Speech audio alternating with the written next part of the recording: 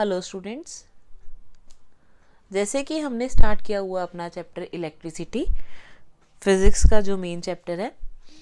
First video में मैंने upload किया था जिसमें मैंने करंट के बारे में बताया था। थोड़ी सी रेपिटेशन करंट की लेके हम नेक्स्ट टॉपिक के थ्रू मूव फॉरवर्ड करते हैं। तो करंट क्या बताया था हमने?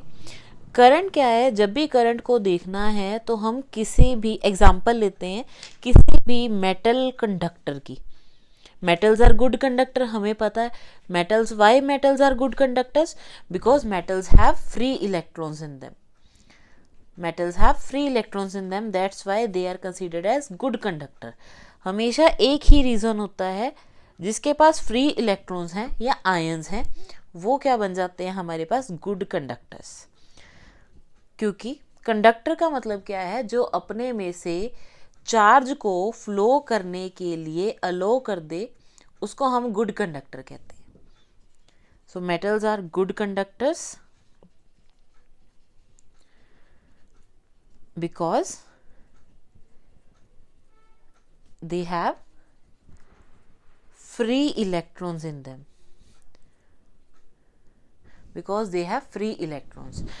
अब हम बात करते हैं, हमने ऐसे ही एक मेटेलिक वायर लिए। Suppose this wire is made up of copper. This wire is made up of copper. Copper is a good conductor, we know. So मैंने इस वायर के दो एंड्स हैं, ए एंड बी।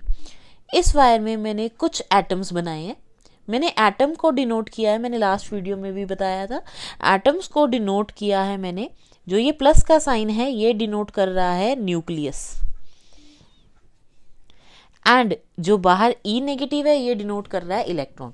न्यूक्लियस में आगे proton and neutrons do not have any charge on them, और protons के ऊपर पॉजिटिव चार्ज है, इसलिए न्यूक्लियस में पॉजिटिव चार्ज रखा है। So I have drawn few atoms in this wire, और इलेक्ट्रॉन्स एटम्स के अंदर, न्यूक्लियस के बाहर रिवॉल्व करने। तो करंट क्या बताया था कि अगर किसी एक एंड से, वायर के एक एंड से कुछ ऐसी फोर्स या कुछ ऐसा हो जाए कि जिसकी वजह से ये इलेक्ट्रॉन्स मूव करना स्टार्ट कर दें एक एंड से दूसरी एंड की तरफ, क्योंकि एटम में सिर्फ एक इलेक्ट्रॉन्स ही होते हैं जो मूव कर पाते हैं फ्रीली, बिकॉज प्रोटॉन्स न्यूक्लियस के अंदर बाउंड होते हैं, वो मूव नहीं कर पाते। सेम एज न्यूट्रॉन्स भी बाउंड होते हैं, वो भी मूव नहीं कर पाते। सिर्फ इलेक्ट्रॉन्स ही ऐसे हैं जो बहुत ही ज़्यादा लाइट हैं वेट में, मास में सॉरी, जो बहुत ही ज़्यादा लाइट हैं और वो बाउंड नहीं है। They can freely move from one end to the another end of the wire in the wire, metallic conducting wire. So जब कुछ ऐसा हो जाए कि वायर के एक एंड से कुछ ऐसा फोर्स या कुछ ऐसा हो कि इलेक्ट्रॉन्स मूव करना स्टार्ट कर दे वायर के एक एंड से दूसरे एंड की तरफ, तब हम कहते हैं कि इस वायर में क्या आया है? इस वायर में करंट आ गया। सो करंट किसकी वजह से आता है? Current is due to the movement of the charges in the conductor. So हम ये इजीली कह सकते हैं कि करंट किसकी वजह से। रीजन ऑफ करंट क्या है? रीजन ऑफ करंट या करंट कैसे पता लगता आया है? Current arises whenever there is movement of charges. Electrons charge particle है, और जब ये चार्जेस मूव करेंगे तब करंट अराइज होता है। Movement of charges from one end of the wire to the another end of the wire. तो same ऐसे ही जब ए से बी की तरफ इलेक्ट्रॉन्स मूव करेंगे तब हम कहते हैं वायर के अंदर करंट आ जाता है। तो करंट की डेफिनेशन देखते हैं। करंट की डेफिनेशन क्या है? Rate of flow of charge. Current is defined as rate of flow of charge per unit time through any cross sectional area, और सिंपली आप इसको सिर्फ इतना भी लिख सकते हैं, rate of flow of charge. It will be enough through any cross sectional area, क्योंकि जब हम रेट लिख देते हैं उसका मतलब होता है कि हम किसी चीज को विद रिस्पेक्ट टू टाइम देख रहे हैं, कि चार्ज का फ्लो हम विद रिस्पेक्ट टू टाइम देख रहे हैं कि कितना चार्ज कितने टाइम के अंदर फ्लो करता है किसी एरिया में से। तो अब हम क्या करते हैं, हमेशा करंट को पूरा CURRENT या इनको पूरे वर्ड्स में नहीं लिखते, इनको डिनोट करने के लिए हम कुछ लेटर्स यूज़ करते हैं हमेशा। जैसे कि करंट को डिनोट करने के लिए we always use letter I, charge को डिनोट करने के लिए we always use letter Q, time को डिनोट करने के लिए we always use letter T, but in the lower case. T हमेशा लोअर केस में लेना है। वाई? क्योंकि कैपिटल टी फिजिक्स में टेम्परेचर रिप्रेजेंट करता है। So capital I for current, capital Q for charge and small T for time. So now let us look at the units. So अगर हम इससे पहले फॉर्मूला बनाते हैं, फिर फॉर्मूला से हम यूनिट्स डिराइव करते हैं।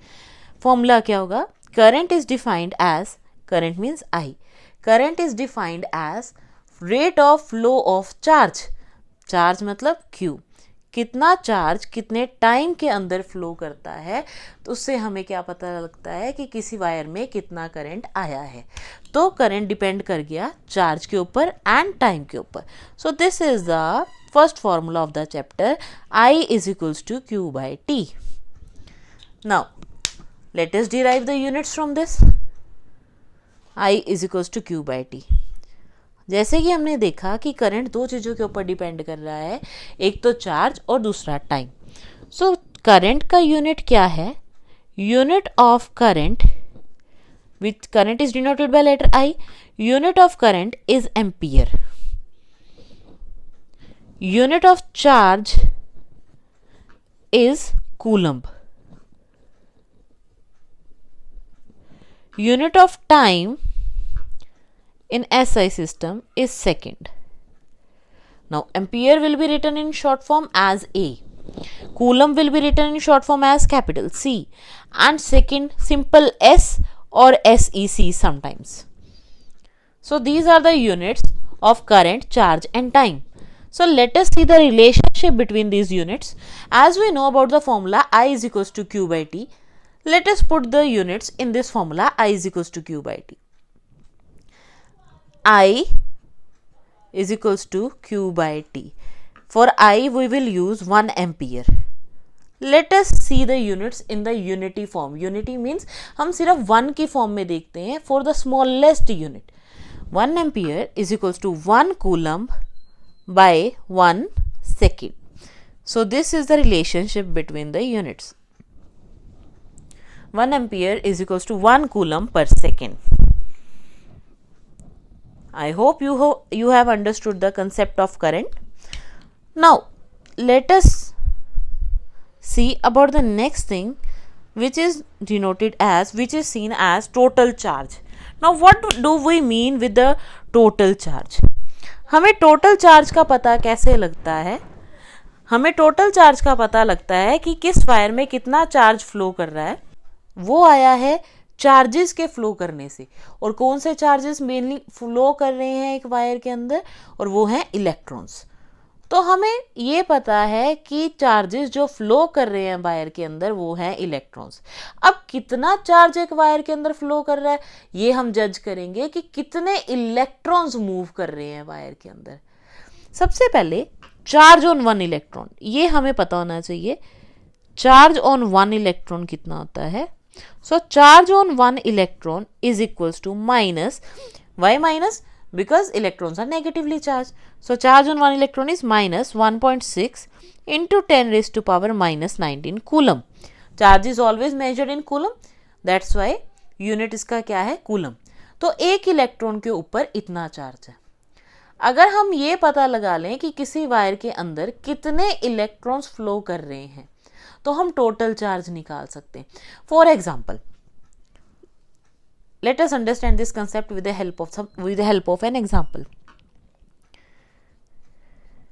कि जब हम सपोज आप मार्केट गए हो, मार्केट जाके आपने चॉकलेट्स बाय की, आपको अगर एक चॉकलेट की कॉस्ट का पता है कि cost of 1 chocolate is equal to ₹5 and number of chocolates you have bought, आपने कितनी चॉकलेट्स खरीदी हैं? सपोज आपने खरीदी हैं 6 chocolates, number of chocolates you have bought is equal to 6।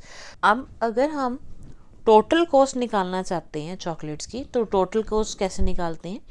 अगर हम नंबर ऑफ चॉकलेट्स को मल्टीप्लाई कर दें कॉस्ट ऑफ वन चॉकलेट के साथ, number of chocolate 6, cost of one chocolate ₹5, सो हम टोटल कॉस्ट निकाल सकते हैं जो कितनी होगी ₹30। बिल्कुल सेम इसी तरह हम टोटल चार्ज निकालते हैं, एग्जैक्टली सेम। हमें पता है एक इलेक्ट्रॉन के ऊपर चार्ज कितना है, -1.6 into 10⁻⁻19 electrons, -19 coulomb, sorry. Charge on one electron को हम डिनोट करेंगे सिंपल लेटर ई के साथ। अगर हमें नंबर ऑफ इलेक्ट्रॉन्स का पता लग जाए एक वायर में कितने नंबर ऑफ इलेक्ट्रॉन्स मूव कर रहे हैं, let number of electrons moving in the wire is equals to n। तो टोटल चार्ज किसके बराबर होगा? Total charge that is q।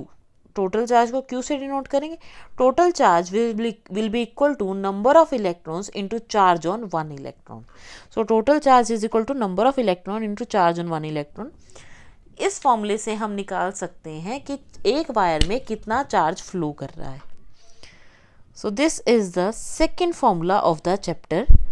First was I is equals to Q by T, second is Q is equals to NE। With this formula there is an important numerical to solve। हम वो numerical solve करते हैं अभी। Numerical है calculate the number of electrons, calculate the number of electrons flowing through a wire if charge of 1 coulomb is flowing,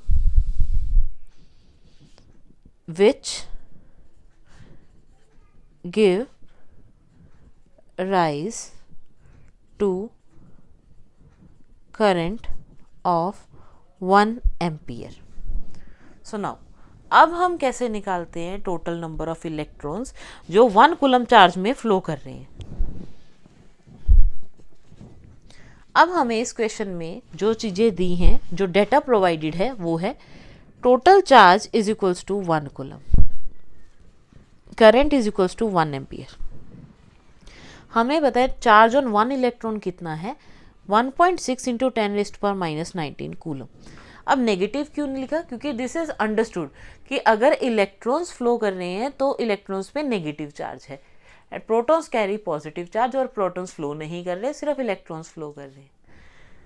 now हमारे पास formula है total charge calculate किया जाता है जब हमें नंबर ऑफ इलेक्ट्रॉन्स पता हो और चार्ज ऑन वन इलेक्ट्रॉन पता हो। Q is equals to NE। Total charge कितना है 1 कूलम, नंबर ऑफ इलेक्ट्रॉन्स हमने फाइंड करने हैं, और चार्ज ऑन वन इलेक्ट्रॉन कितना है 1.6 into 10⁻⁻19 coulomb. Number of electrons निकालने के लिए 1 कूलम, ये सारी फिगर डिवीजन में 1.6 इंटू 10⁻⁻19 कूलम, कूलम के साथ coulomb cancel, and number of electrons, ये सिर्फ नंबर ऑफ इलेक्ट्रॉन्स है तो इसके कोई भी यूनिट्स नहीं होंगे। नाउ 1 बाय 1.6, 10⁻⁻19 डिनोमिनेटर में है, जब ये न्यूमरेटर में जाएगा तो 10 की पावर पॉजिटिव 19 हो जाएगी। 1 बाय 1.6 को जब हम सॉल्व करेंगे तो हमारे पास आएगा 0.625 इंटू 10⁻⁻19। अब नंबर ऑफ इलेक्ट्रॉन्स जब हम कैलकुलेट कर रहे हैं तो 0 point does not give us a valid value, तो इसको वैलिड बनाने के लिए नंबर ऑफ इलेक्ट्रॉन्स के लिए हम एक पॉइंट शिफ्ट कर देंगे 6.25। जब हम एक पॉइंट शिफ्ट करेंगे 10 की पावर एक डिक्रीज हो जाएगी और नंबर ऑफ इलेक्ट्रॉन्स हमारे पास कितने आ जाएंगे 6.25 इंटू 10⁻18 इलेक्ट्रॉन्स। तो इस फिगर से हमें ये पता लगता है कि when charge of 1 coulomb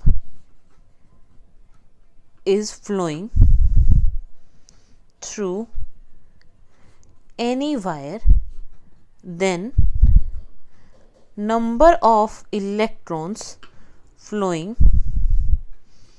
are 6.25 into 10⁻18।